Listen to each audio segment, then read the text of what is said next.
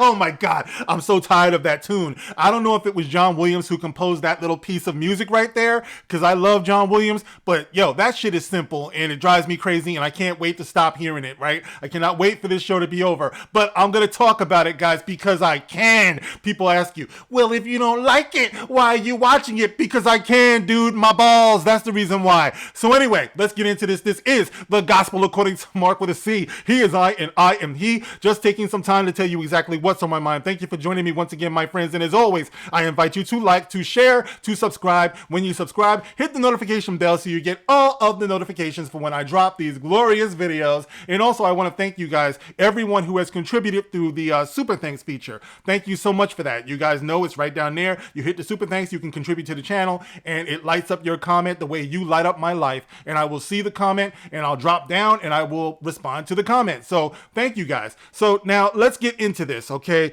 Kenobi episode 5. Now, as you guys might remember, Kenobi episode 4 ended with Kenobi and Leia gently caressing each other's hands while staring into each other's eyes, okay?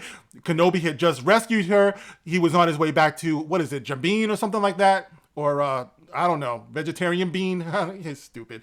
Dad jokes. All right, so anyway, back to Jabin. So they're on their way there. Okay, now episode 5 opens with a flashback. Yes, these are the flashbacks that you guys have been looking for. All right, this is a flashback of younger Obi-Wan, and it's Anakin! Oh my God, it's Hayden Christensen! Ah! This is what everyone's been waiting for. Hayden Christensen, de-aged, even though he still looks a little bit rough in the face. I guess that's the best they could do. So it's Obi-Wan and it's Anakin, and they're sparring, okay? They're training, lightsaber training, and they're doing all the whirls and the twists and all that stuff, right, that everybody loves to see them doing. The guys look like they're having a good time. It's quite a treat. Yes, it's quite a treat. However, you guys be honest with me, okay?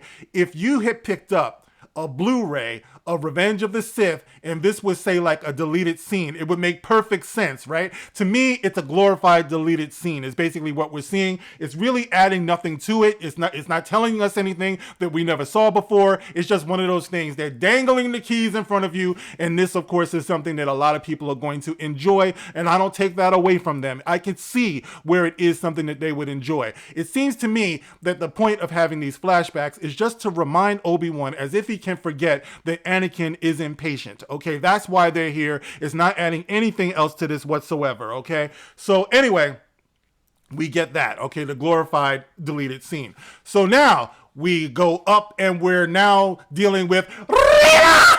And she is informing Lord Vader that we know where Obi-Wan is, okay? The bug, the tracking thing, she says, does its job. I would hope so. It's the only thing that's keeping her alive for some reason, okay? So Darth Vader is like, okay, all right, now we're in business. All right, so they're down on Jabin or whatever.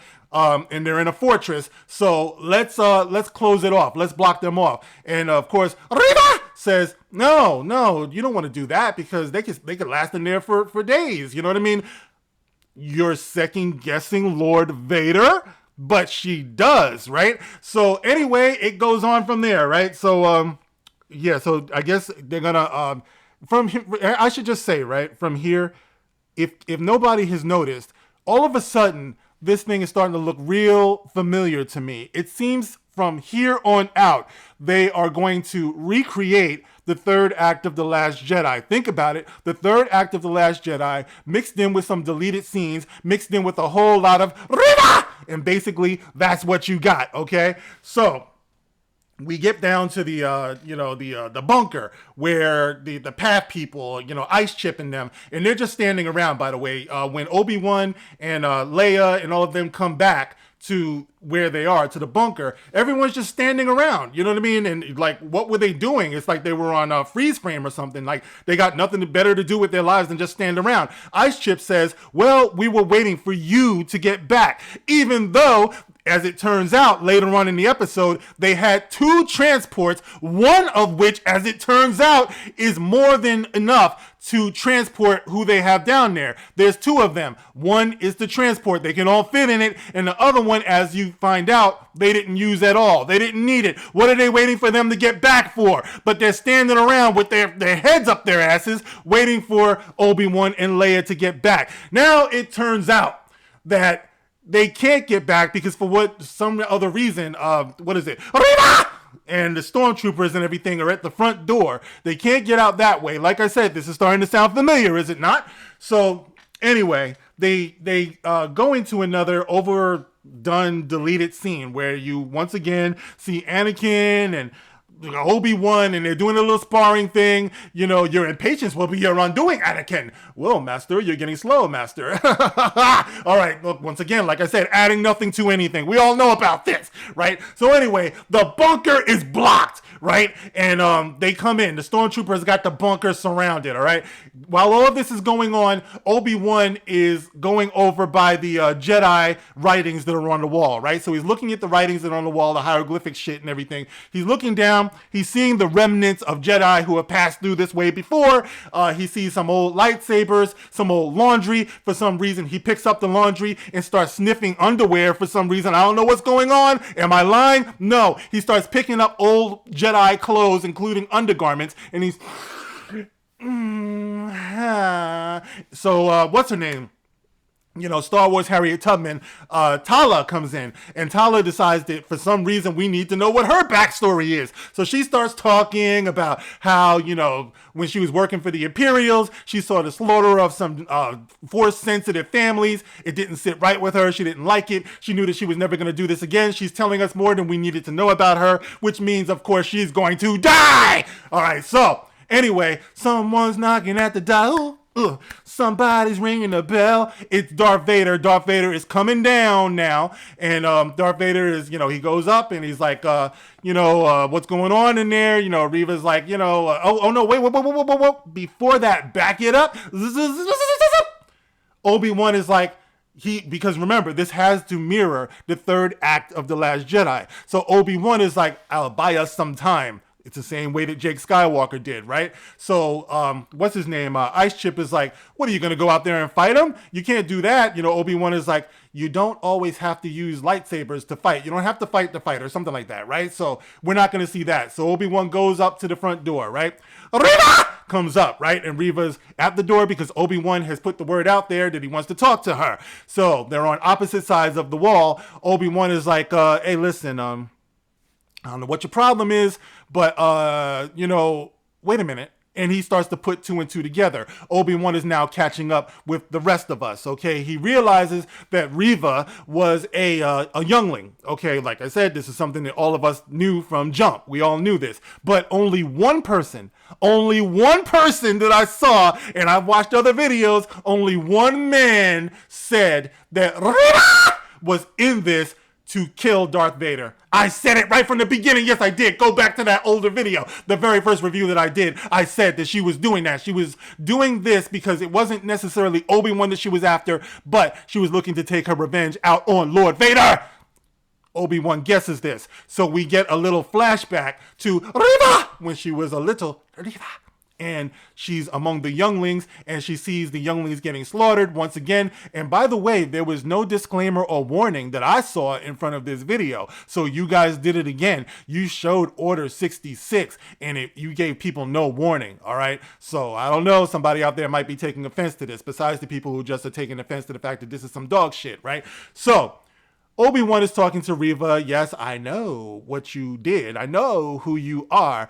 And Darth Vader would have covered his tracks. It's not anybody who could know that Darth Vader is Anakin. You know, a lot of people wouldn't know that. The only way you could have known that is if you were there. Okay, now keep this in mind, okay? Darth Vader is meticulous about keeping a secret about who he was. You keep that in mind. We all know this, okay? So Reva's like, yeah. You know, it was me. You know, it was me. I'm out for Darth Vader. You know what I mean? And this is what I'm doing. This is my plan. There's nothing anybody can do about this. Obi-Wan is like, I can help you. Reva is like, no, I got this. This is okay, right?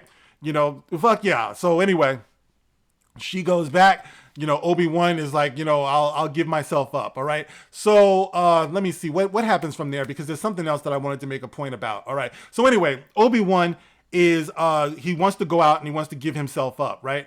So he goes out there to give himself up, And, he's on his knees and everything. And Reva's like, okay, so you're going to go in the back for some reason. Instead of staying out with a whole army of stormtroopers and equipment and all of this stuff, we're going to put you back there with a few stormtroopers inside the bunker. We're going to lock you back there and wait for Darth Vader to show up. Darth Vader does show up. Darth Vader comes down, and Obi-Wan all of a sudden is shown in the shadows de-arming and taking out these stormtroopers. We don't see how he got loose. We don't see any of that stuff, okay? Meanwhile, back inside the bunker, Leia has determined that only she is small enough to get up into the roof so she can fix whatever is going on, because the little toy, it turns out, wasn't just Reva didn't just put a tracker on the toy, she also turned the toy bad. All right, Lola, Layla's beloved droid. Okay, so Lola has sabotaged the bunker so that the roof won't open so they can't get out. Okay, so now Leia has to go up into the roof because she's the only one small enough to do it.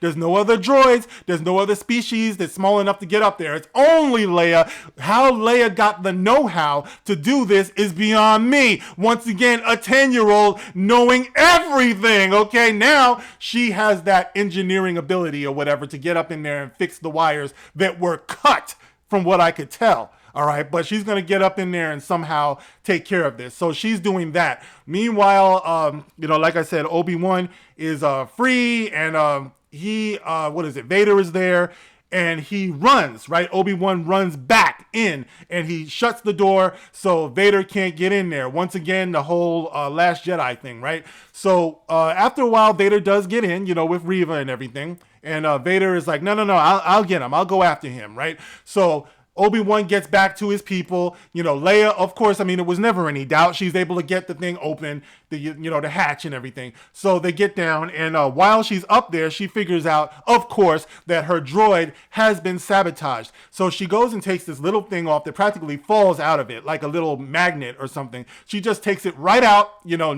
Everything just works out perfectly for Leia. It's a wonderful day for Leia, right? So she just takes this little magnet thing off and throws it away. Now all of a sudden the droid is like, hey! So anyway, she gets off of the roof. She climbs down the ladder.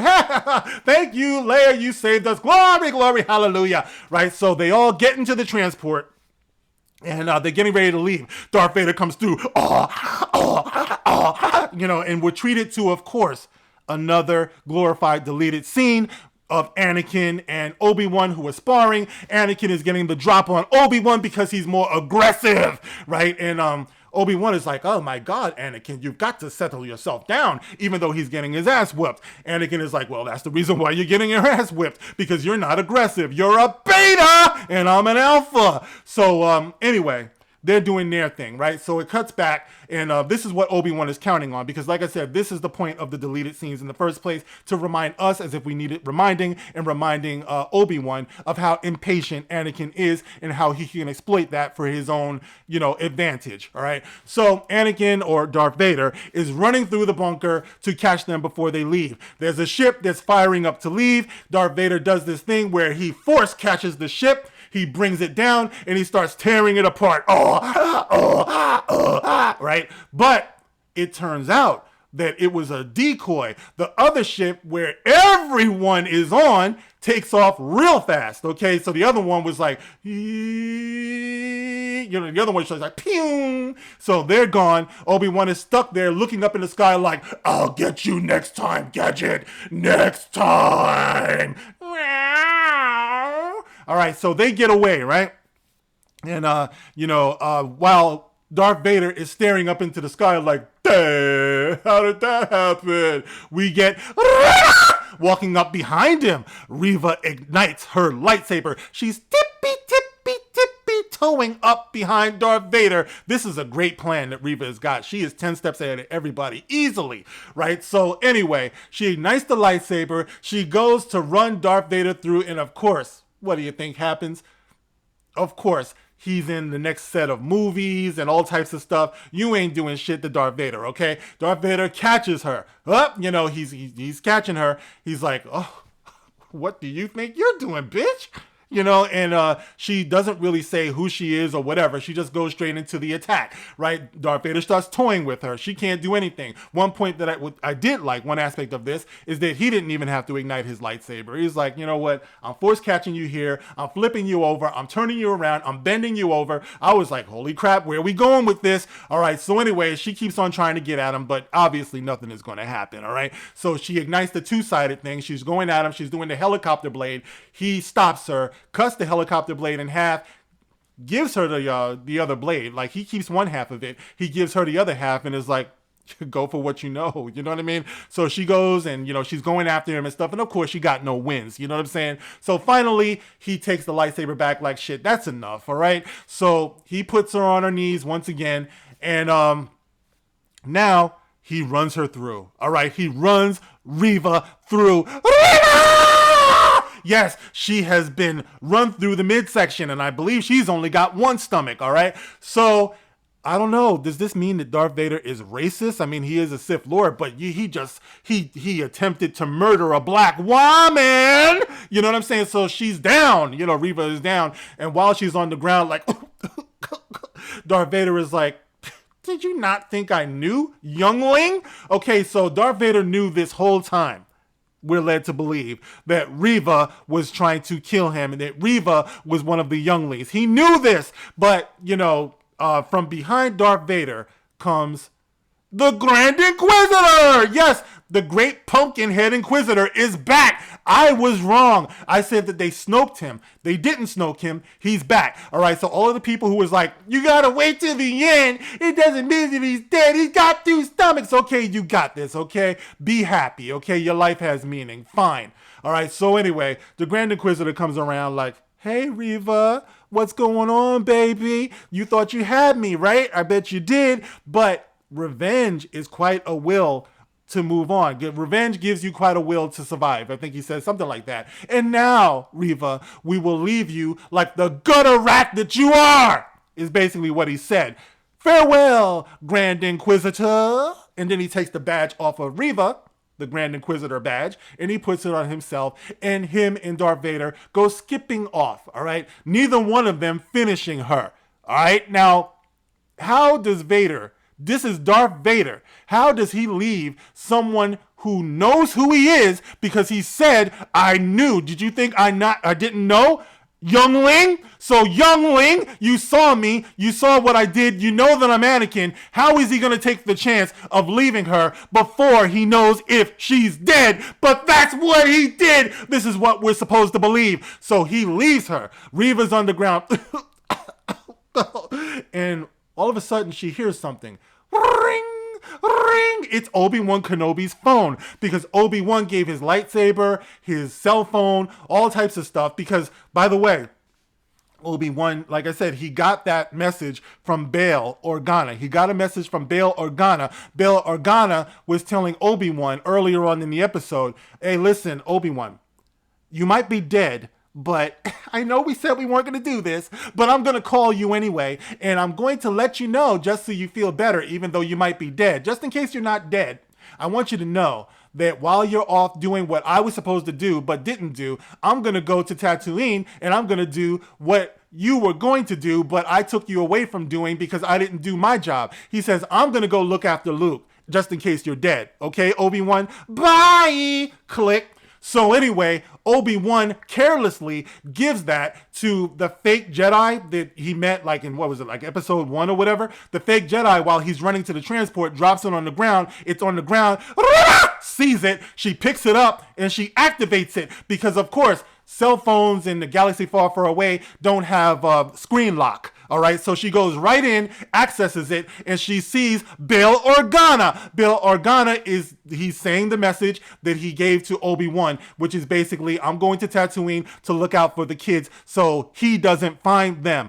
Bail Organa does know. This is a confirmation that Bail Organa knew that Darth Vader, Anakin, was alive! And his message, in your own show, you are contradicting this. His message does not come as a surprise or a shock to Obi-Wan that Bail Organa knew this. He basically just looks at the message and he's like, Okay, no, that's interesting. So that's it. Okay, so tell me, guys, all you apologists, how does that make sense? Now that we know that Bail Organa knows that Darth Vader is alive, he knows that Anakin is Darth Vader, he knows that he's out there, and you're gonna tell me all this time he had a way to get in touch with Obi-Wan Kenobi and he never told him? No! I'm not buying it, okay? So anyway, is down on the planet and she's looking at it and she's like, ooh, this is interesting. And then it's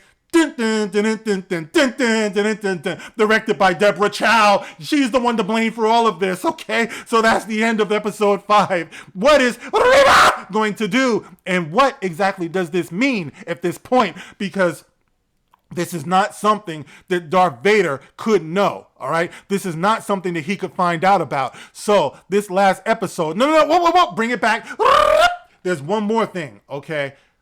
Before the Deborah Chow directed by thing comes on, we are treated to a zoom in to Luke. Luke is sleeping. It's so exciting. Luke is sleeping after 5 episodes. It's like, remember him? Luke, he's sleeping. And it's so exciting watching Luke sleep. I tell you, ending it right there. That's where it ended. It showed Luke sleeping, dreaming, whatever he was doing. And then it's directed by Deborah Chow. Okay, so anyway. What is being implied here, okay, is that this last episode will deal with Rita, who has survived, and what she's going to do with this information that Anakin has a child. Once again, guys, we are getting into the spoilers that we saw before, okay? So we saw those leaks, and it's starting to look like that might be where we're going, except for the fact that Darth Vader can't play much of a role in this because he can't know, so I don't know what's supposed to happen from here. Finally, I will say, once again, like I said from the top of this video, there was a lot to like here, okay? There was. It just so happens that the writing is dog shit pure and simple, steaming, wet, runny, dog shit, man. This is what the writing is. The plot holes are. Yes, it's great to see Anakin and Hayden Christensen. Yes, it is. It's great to see Ewan McGregor. Yes, it is. It's great to see Darth Vader in action. Yes, it is. But the writing sucks. There's just too many things that don't add up here for a person like me to overlook. Some of you, and I said this from the very first review, you can enjoy this as long as you make up your mind to not care about these things, to totally just not care at all, and I believe the writer said this himself. Joby, said that too. We just want to appeal to the people who don't know the canon, basically is what he's saying. So this is what you got, guys. All right, so there it is. Now, guys, if you saw this last episode, please get in the comment section and let me know what I might have missed. Let me know how you feel about this. As always, guys, feel free, give me all of your opinions. I can take it. Just don't come in here trying to be stupid, like you can enjoy it, but don't attack me for the things that I pointed out because I'll just embarrass the fuck out of you. It's just what I do. I don't care. I don't be giving a crap. So anyway, guys, get in the comment section. You can like, you can share, you can subscribe. As always, I will catch you on the next one. Thanks again. This is The Gospel According to Mark with a C. Rock on. Oh my God.